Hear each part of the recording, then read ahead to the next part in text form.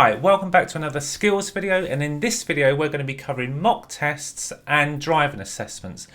So this is quite a big topic. I'm going to try and get through it as quickly as possible, just giving you the sort of the key points, and there'll be a certain amount of homework for you to do to go away and research, read, look up things, practice and so on. So this is really just to get you in a good starting position to start developing the skill of delivering a driving assessment and indeed a mock test. So let's just have a look at my little sheet here. This is what I'm going to be working through. So the first thing I've put up, assessments versus mock test. Let's just talk about the difference according to me. So when I talk about an assessment, I am talking about, and I'll go through the points here, I might do an assessment when I get a new pupil that's had some lessons, just to sort of assess where they are, to try and find out, like a fact-finding mission, to sort of see what they can do, what they can't do, and just see for myself. Often when you talk to a pupil, you'll ask them the things that they can and can't do, but then I would just want to see for myself and assess it that way. So it might be for a new pupil, it could be for an existing pupil that we've just completed, I don't know, dealing with busy traffic lights, and so now I'm just going to assess that skill. We've agreed to assess them, let them get on with it and drive independently, and then they can see where they are. We can all see how they get on with that, so we're just assessing their skill. Skills assessments will be based on what the pupil already knows. So for example, if I had a new pupil that had 20 hours but they'd not done, I don't know, any dual carriageways yet, then I wouldn't assess them on dual carriageways. That just wouldn't be fair. That would, they haven't got that skill yet. So it's always based on what they've already done and that they feel comfortable having a go at doing on their own. So then we're not sort of setting them up to fail or trick them in any way. I would also use an assessment to assess a pupil's readiness to do a mock test, because like I said, I wouldn't want to set someone up to fail with a mock test. So rather than sort of a big sort of scary 40-minute mock test, I might do just short driving assessments in little chunks before putting a bigger mock test together. So by definition there, that my assessments I would deem to be short, sort of 10-20 minute drives, and like I say, on stuff that they already know. They're more informal, so they are like a lesson. I might be helping during this if they need help, and yeah, a more informal, relaxed approach as opposed to the more formal mock test.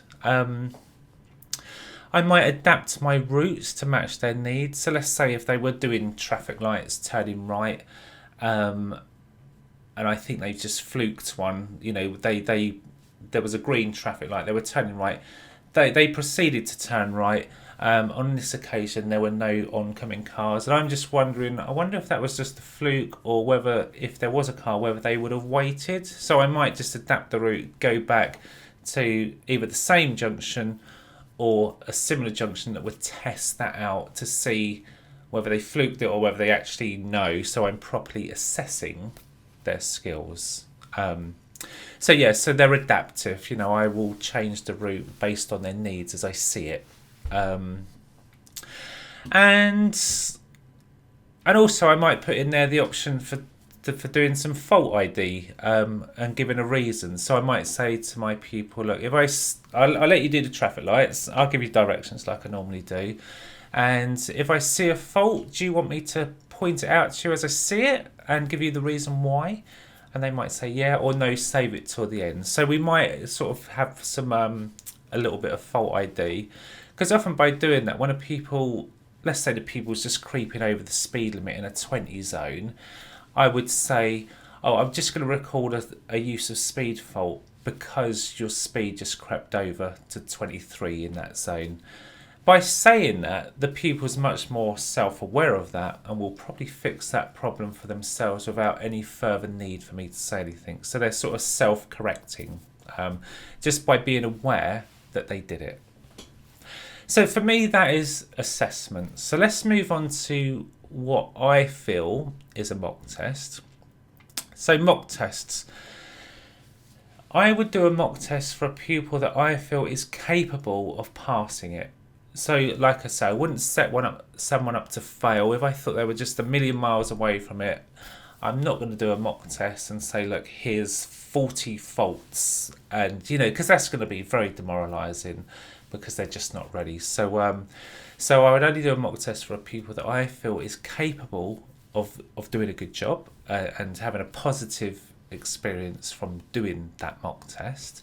Because also think it's 40 minutes or 40 minutes. Why waste that time if they're going to fail it in the first 10 minutes? Why waste all that time just by making it more and more faults? So like I say, that's really important to me. That someone I would suggest to do a mock test is someone that I feel is capable of actually coming through it with a positive outcome at the end. For me, a mock test will simulate the test. So what's in the test?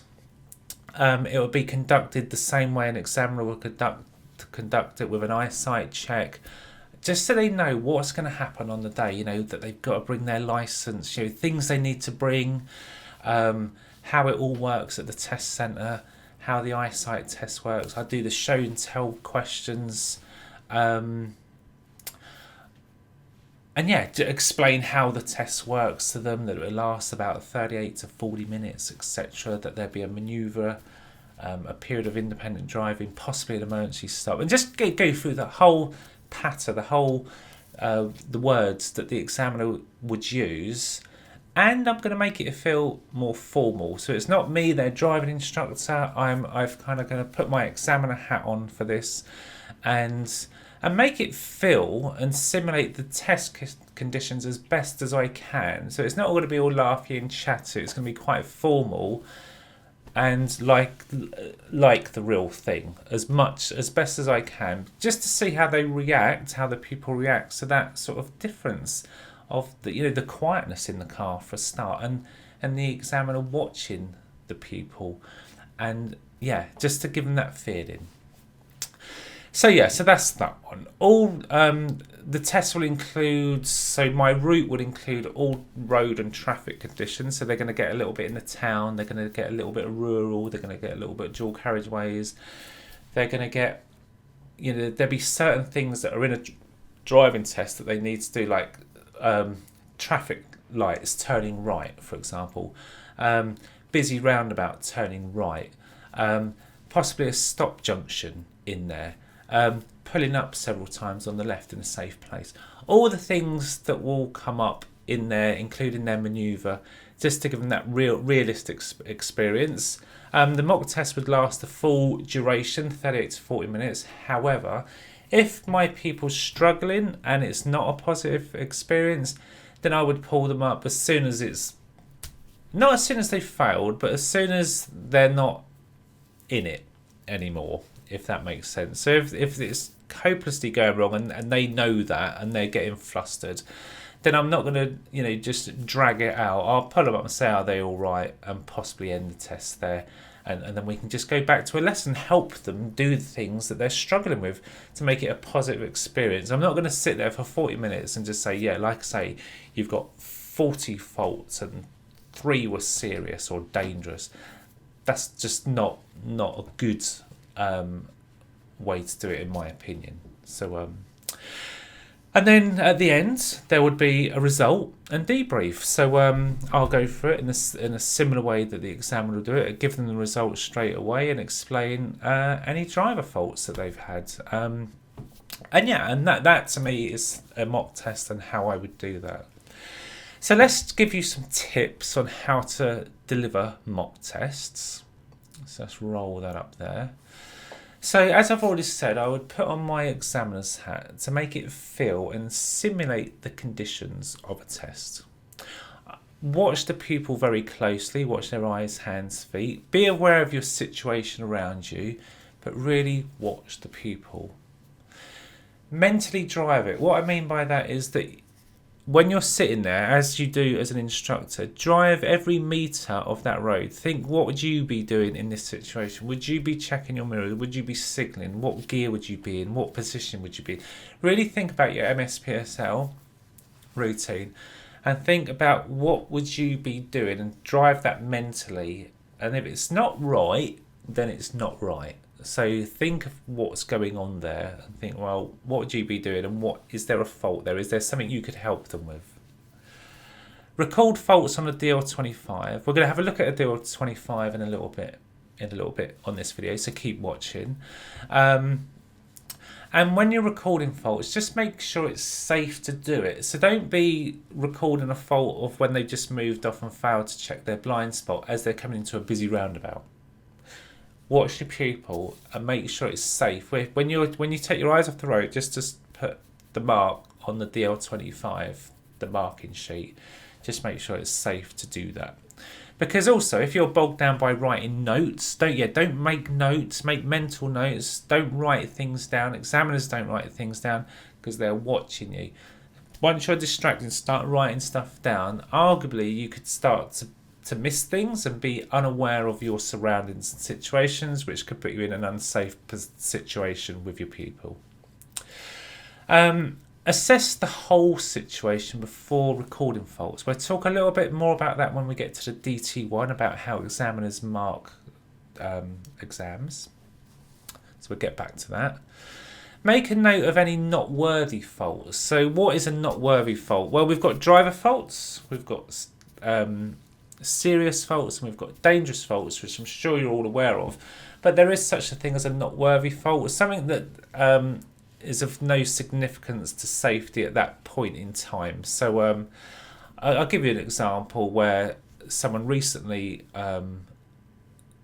it was noted as a not worthy fault, where we'd entered a yellow box and the exit wasn't clear. And I'm thinking, oh, here we go, you know, we're going to end up in this yellow box. But then traffic moved on, and then we didn't. We got to the other side and made it clear. So potentially that could have been a serious fault. They would have broken the law. But they were just lucky. They got away with it. So worth a mention? Definitely worth a mention, because they just got lucky on that occasion. So make any note of not worthy faults, because they could come back to bite your pupil later. So just be aware of that. Plan your own test routes locally.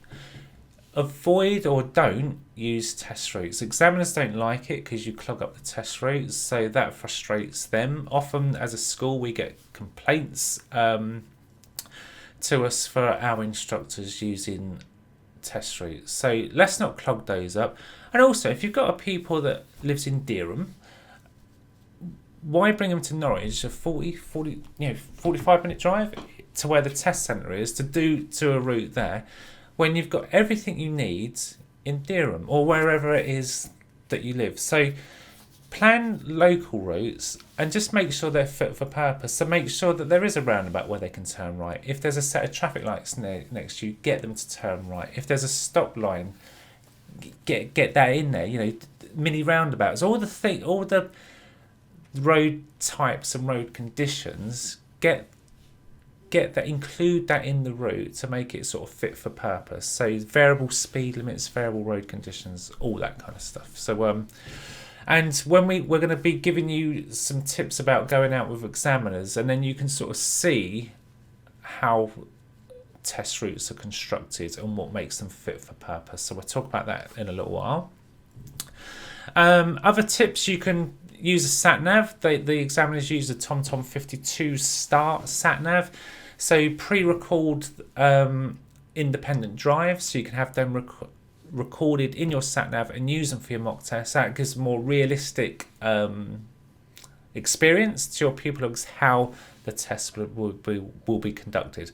So get the sat nav that the examiners use, the TomTom 52, pre-record, because that sat nav you can record routes, so then you can play that back and it will just nicely simulate how it's done on the test. So that'd be a good little tip. And probably the best till last, the best tip I could give you, that is really effective is buddy up with other instructors. So what I mean by that is if you've got someone ready for a mock test and another instructor's got someone else ready for a mock test, meet at a location and swap cars. So keep the pupil in the car that they're used to, and you go and sit in the other instructor's car and vice versa. So it's now like a stranger's just stepped in and now that's going to better recreate this more formal test condition atmosphere. Because the reason we want to do that is because so many people cite the reasons failing their driving test is because of how they felt the test nerves. And if we can just sort of condition them to get used to that and help them with that, just to see it as just like another, it's a different kind of driving lesson, but if they get used to that, then they're more likely to pass. So getting them buddied up with other instructors, doing that is a really good way to help your pupils, and simulate a good little mock test. So let's roll it up here. So next big tip to really help you get good at delivering mock tests is for you, when it's permissible after the COVID, is to sit in on tests. There's lots of benefits for doing this. So it's like you can learn from the examiners how they do their job. So what I would do is I would encourage your pupils to welcome you, invite you on their driving test, so you can sit in and watch tests once we're allowed to do that again. Because you can learn so much from the examiners, just the way they talk. You can look at their routes, you can listen to the results and debrief, and you'll know what they're talking about. So yes, you can learn loads from the examiners, understand how to build suitable, fit for purpose test routes. You can help your pupils understand if it's not the result that they were looking for. Because you were there, you can help them understand what exactly was going on, where it was and why. Then in future lessons you can go back to that spot and go practice that again, or something similar if you wanted to avoid those test routes. If the test is terminated, you'll be able to drive back to the test centre. Now there's a number of reasons why tests might be terminated. It could be because the drive is just too dangerous and the examiner doesn't feel it's safe to continue. That is a reason, quite a rare reason. I've not had that personally happen to me, but I have had tests terminated where there's been a collision and the car's not able to continue. We got rear-ended, and so I was actually in the car for that one. Test was terminated, I could drive back.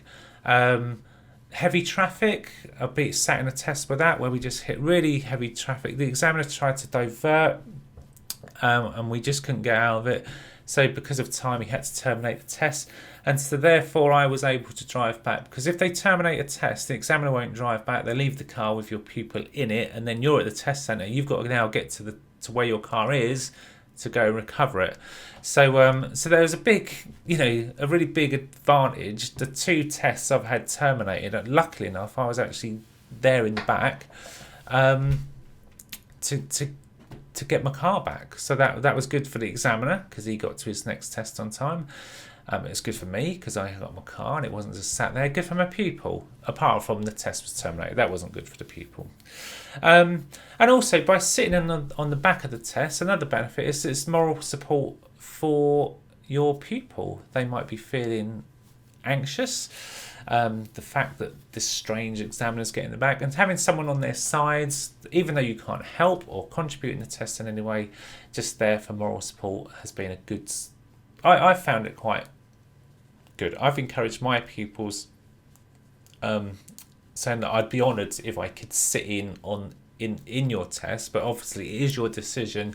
If it's going to make you feel more nervous, then I wouldn't do that. I wouldn't want to do that to you. But for me, it's a great learning experience. I get to see how examiners do their jobs. I get to see how you perform, and if there's problems, I'm there to know exactly where it went wrong. And I kind of just try and sell it to them. But at the end of the day, it is their test, it is their decision, and I would not impose or enforce my way into that car. They totally got to be happy with it.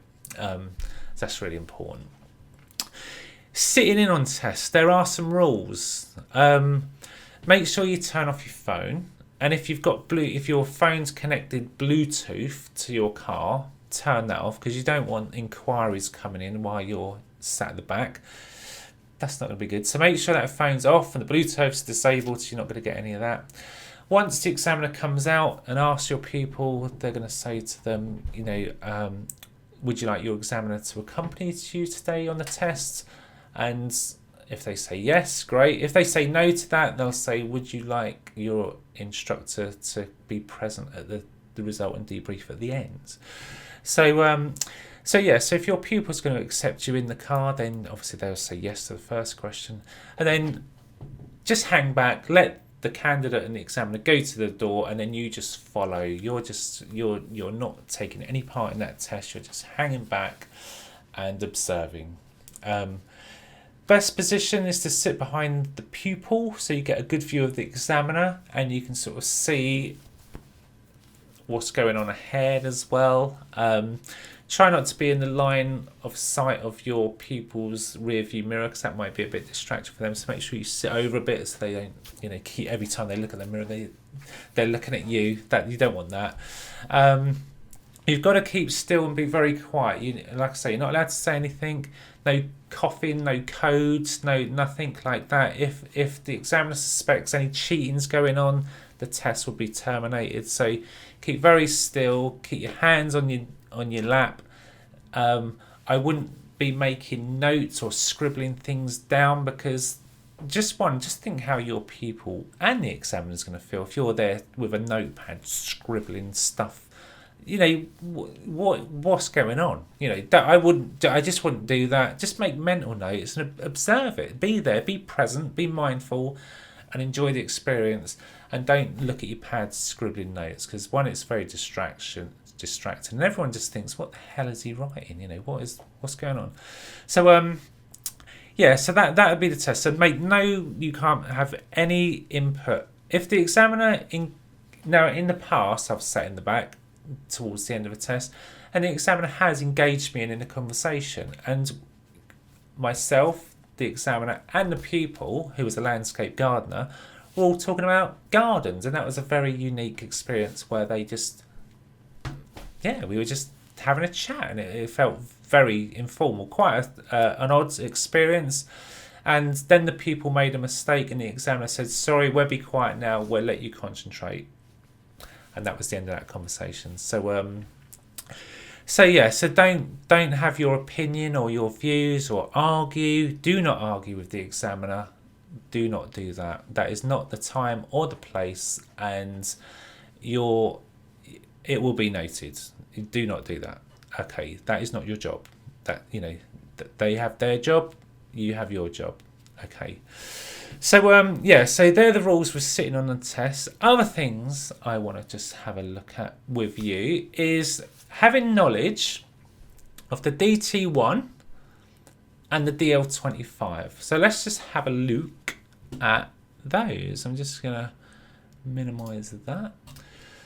Okay, so if you're not already familiar, the DL25 is the driving test report that examiners use to record faults. Now, yes, as you'll know, we've gone digital, they're using iPads, but this is essentially the form that they put that data into. So what I would suggest for you as an instructor, you cannot use a handheld device while supervising a learner driver. So if there is an app that covers the DL25, you cannot use it while the engine's running or the car is moving.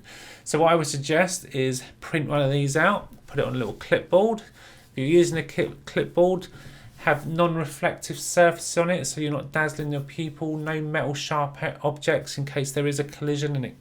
Because there is a story I heard of an instructor getting a clipboard stuck in their head after an airbag went off. So think about the kind of clipboards you're using. So they're not non-reflective and they can't do you any damage.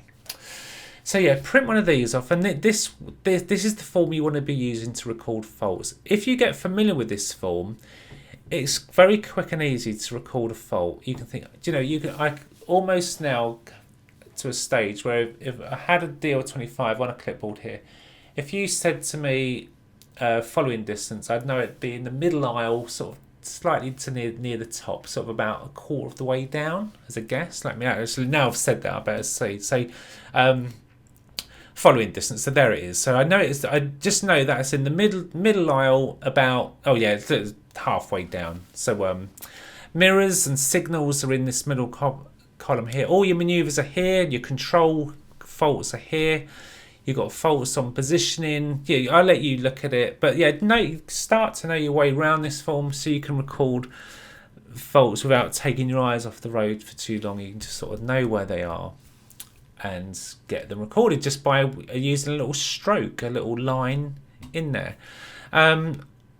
Just in case you didn't know, like if we take moving off safely here, the little wide box here is for recording driver faults, or what's commonly known as minor faults, even though examiners don't call them minor faults. And then we've got the S for serious, D for dangerous. Okay, so that's that. To help you fill out that form, you're going to want the DT1 document. If you Google DT1, this is the guidance for examiners carrying out driving tests, and what we wanted. So we've got here car tests, and the areas that you really want to be sort of getting to first, I guess, is 1.06, 7 and 8. So if we just briefly look at these. So this is assessment and recording faults. This is how examiners do it. Examiners should wait. Let me just highlight that. Oh, it's not going to highlight. There we go. Examiners should wait until the event has finished, then mark the fault. So they're not being too hasty. They don't see something quickly record a fault. They're going to let that thing happen, let it finish, and then they'll think about it, and then they'll record the fault. They won't double mark faults. So once assessed, each fault should be recorded on the DL25. It also says about driving errors should not be double marked, so you can't double mark them. So think what was the root cause of that problem and record that as the fault. That's why you just want to let it develop and assess it once it's finished, and when it's safe for you to glance down and record the fault. 1.07 is all the areas on the DL25. All the faults that you could possibly get in a driving test are numbered here. So like we looked at on the DL25 moving off, that was number 13. And this just defines what a fault could be on those areas. So it helps you put the faults in the correct boxes. Now, just be aware that examiners, when they train, they go on I think it's 8 or 10 week course. And then once they've passed, they have to pass exams, and it's quite rigorous, as you'd expect it to be. And then once they pass that and they become an examiner, they then have to work 9 months on probation to make sure they're doing it right. So your job, and by watching this video, does not make you an examiner. But having the knowledge and reading these documents will definitely help you to be able to conduct a mock test and do it fairly well. That's really what we're trying to do. We're not trying to turn you into examiners. You're training to be instructors, and that is your bread and butter. That's what you're doing. But occasionally, it's good to be able to deliver a mock test for your pupils to give them that realistic experience. Okay, so we've looked at DL25. We've looked at the DT1. Definition of faults. This is where it talks about a driver fault, a serious fault, and a dangerous fault, and it defines what that means. So read through the whole document, get to know it, because this is, like I say, this is what the examiners use as their training, so this is like a little snapshot into their world, if you like. So have a look at that. Okay, so get good knowledge of DT1 and DL25 covered. Booking tests for your pupils. So you can either let your pupils book the test, and just let them tell you when they've booked it for. Now, there is a problem with that because they might have booked the test when your car's in for a service or when you're doing a test for another pupil. So there could be clashes and problems. Now, I always used to book my learner pupils' tests. Now, the reason I do that is because I have my, like, I kind of guess I'm a bit set in my ways. I've got my routine, my diary is set up. So I do two 2-hour lessons in the morning, two 2-hour lessons in the afternoon. And basically, I would, when I'm booking tests, I would pick a test that fits into my block system, basically. So I think, I'll grab the 9:10 test because that will mean I can still deliver my next morning lesson on time without making me finish late or lose a lesson in a day. Because when your pupils do it, they'll book a test slap bang in the middle of the morning, so you kind of you lose your normal morning person, the early person that morning, and you lose the late one as well. So you've kind of just lost 2 lessons, but you're only delivering 1. So from a financial point of view, I would control it to make the tests fit into my slot so I could have maximum efficiency of my diary and income, and not have tests disrupt that. So that was a business decision for me to do that. And also another big advantage of booking the tests is that all the emails will be sent to you, because often I've had, when I let pupils book their tests, apart from them being at really bad times that really mess my diary up and inconvenience 2 people rather than 1 other pupil, that they, if the test was moved or cancelled, they wouldn't check their inbox. And so on 2 occasions I can recall being sat at the test centre where we've been left sat in there. So I've knocked on the door and said, we've got a test, and they said, no, email was sent, that was cancelled, it's been moved to so and so. And you're like, really? So you have a word with your people, like, check your inbox. So basically, for those reasons, I book my own tests on the OBS, the online booking system. So I just want to show you that because it's a good little tool. So this is the booking service for How to Drive. So as an instructor, you can have your own gate. You do it on the government gateway. This video is not about how you get this. This is just about briefly what it looks like and that it's out there. So if you want to get hold of this, talk to me more, and then we can point you in the right direction to use, so you can book your own tests for pupils. So I'll just briefly show you how it works. I mean, I'm going to book a test. I'm going to go on business bookings. I'm going to go car. I'm going to go to my favourite test centre, not Jupiter Road. I'm going to go Peacham Way because there'll be more available there. Does my candidate have any special needs or disabilities? I'm just going to put no, book test, and then that's going to search the system.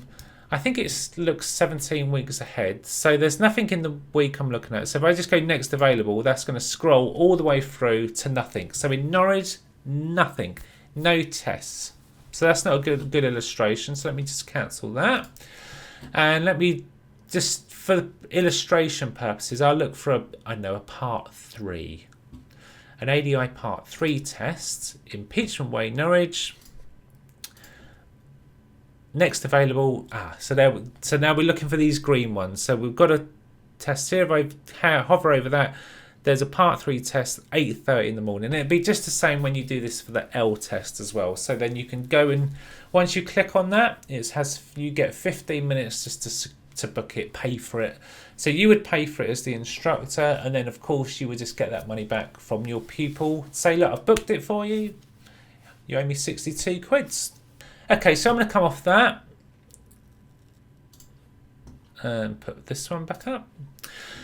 Okay, so yeah, top tip: if when your pupil has passed a mock test, and you feel that they're ready and they feel that they're ready, then you can then go and book the test. Now, because of the long waiting times, you might decide to book the test a long time before they're ready. That's fine. You can always put it delay the test 3 days before. So if you feel they're not ready and it's 3 weeks away and you think we're not going to get there, then you can manage that and bump the test back. So so where tests are quite scarce, it might be an idea to book in advance. But yeah, only put people up for tests that are ready, because as you see, the test system is clogged up. So the only way we're going to shorten that waiting list is by sending people up to tests that are actually ready, that have got a really good chance of passing that. Because otherwise, we're not going to get rid of this long waiting list. So so that would be my tip with booking tests for your pupils as well. Dealing with pupils that have booked the test but are not ready. So yeah, just tapped onto that. What we don't want to do is 3 days before their test is say you're not ready and cancel it, because you can get your money back 3 days before. But your pupil is going to be devastated by that. You're probably going to get complaints. Why wasn't I told this earlier? They've left me at the 11th hour. And it does cause problems. So if you've booked the test nice and early for your pupil, then make some kind of agreement and commitment. Say, okay, that's basically you're tested in 8 weeks' time. So in order to get ready will mean you need to take regular lessons each week, and I will give you feedback every week on how we're progressing towards that, so that there's no big surprise at the end. They don't just get dumped at the end. Don't do that. It's really bad business practice. So be honest with your pupils, manage their expectations. If they're not ready, you need to have honest conversations with them, and do things, change the plan to help them get ready. Increase the frequency of their lessons. If they've got access to mum and dad's car for private practice, you can make a list of things they can go and be practicing to help them develop those skills that they need in order to pass their test in 6 weeks' time or whatever. So always be honest and record it. We use reflective logs in our school. Record that. If you do a mock test, record the result. Record your feedback, what you disagreed on, to help them get to there. Then you've done everything you can, because you can look back at that log and say, look, 6 weeks ago I said you weren't ready. We need to do X, Y, Z. You then cancelled the next 3 lessons. So keep a log. It paints a picture, and be on your side with the pupils. You want them to pass as much as they want to pass. So be on their side and help them through it. So manage that situation with your pupils. And just finally, the top 10 reasons people fail the driving test. So this sort of relates to the mock test. Like, think where people go wrong. So if we look at the national sort of figures on this, let me just get my... Here we go. So you can, if you Google top 10 reasons for failing the driving test, you will get this page, the government page. So this is the official figures. And so it gives you the pass rate for the last year. So 45.9% pass. And it gives you the top 10 reasons. So reason number 1, not making effective observations at junctions. And there's a whole bunch of reasons as to where that's happening, like entering roundabouts with a vehicle approaching from the right. So there's lots of reasons. So have a good read of this. I'm just whizzing through this. Number 2, not using mirrors correctly when changing direction. And again, reasons where that happens.